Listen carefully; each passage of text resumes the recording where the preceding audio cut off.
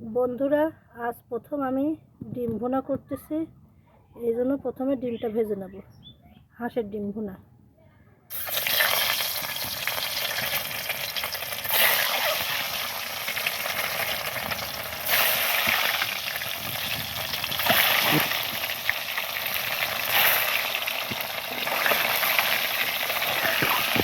ডিম ভাজা হয়ে গেছে, এবার ডিমগুলো তুলে নেব। তুলে নিয়ে আলুগুলো এই তেলে ভেজে নেব। এই তেলে আলুগুলো ভেজে নেব।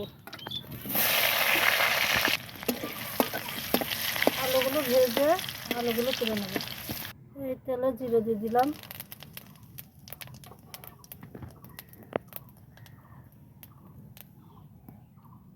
পেঁয়াজ দিয়ে দিলাম। পেঁয়াজটা বাদামি হলে রসুন বাটা দেবো। এবার রসুন বাটা দিয়ে দেবো।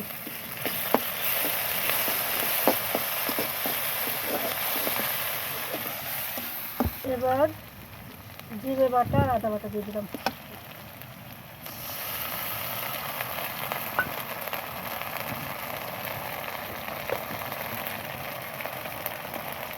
হলুদ দিয়ে দিলাম, লবণ দিয়ে দিলাম, সামান্য মরিচ করে দিলাম। মরিচ আমরা কম খাই, মানে কাঁচা লঙ্কায় খাই, শুকনোটা খাই না।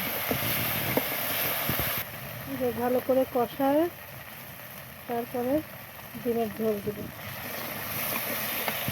এবার ডিমগুলো দিয়ে হালকা নেড়ে করে নিয়ে হালকা একটু নেড়ে জল দিয়ে দেবো।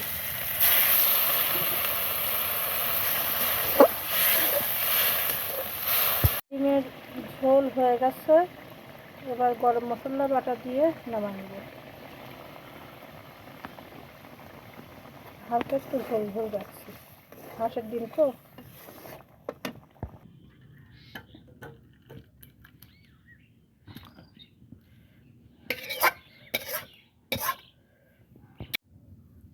রেডি আমাদের মজাদার হাঁসের ডিম কারি।